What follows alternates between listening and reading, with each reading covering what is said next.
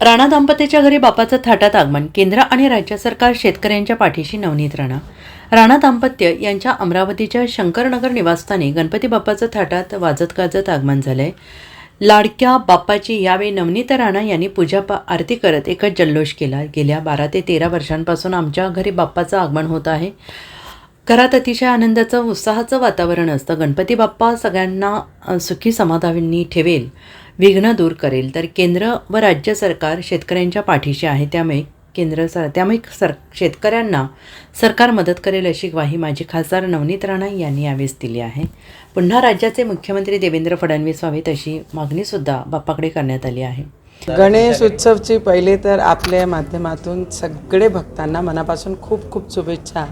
गणराय सगळ्यांच्या जीवनामध्ये जेवढेही विघ्न आहेत सगळे हरतील एवढीच गणेश रायांच्या चरणी मी प्रार्थना करते आणि आपल्या सगळ्यांना गणेश उत्सवची खूप खूप शुभेच्छा.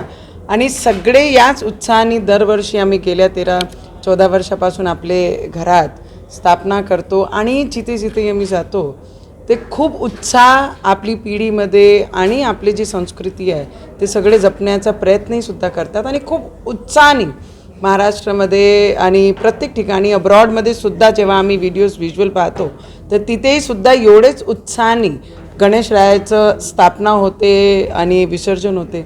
मला वाटते की गणेशरायावर सगळ्यांचा एवढंच बिलीव आहे की सगळ्यांचे विघ्न हरतील आणि सगळ्यांना सुख समृद्धी ठेवतील. राज्यातला शेतकरी संकटात आहे. रायापुढे काय साकडं असणार? मला वाटते की शेतकऱ्यांचे हिताकरिता, शेतकऱ्यांचे भविष्याकरिता आमची सरकार जे मेजॉरिटी आम्ही करू शकतो, कारण केंद्राकडनं आणि राज्याकडनं ते प्रत्येक गोष्टी करण्याचा पूर्ण आमचे मुख्यमंत्री आणि आमचे PM साहेब ते पूर्ण पाठपुरावा करत आहेत. तर मला वाटते की शेतकऱ्यांसोबत शेतकऱ्यांच्या हितासाठी ही सरकार नेहमी उभी आहे.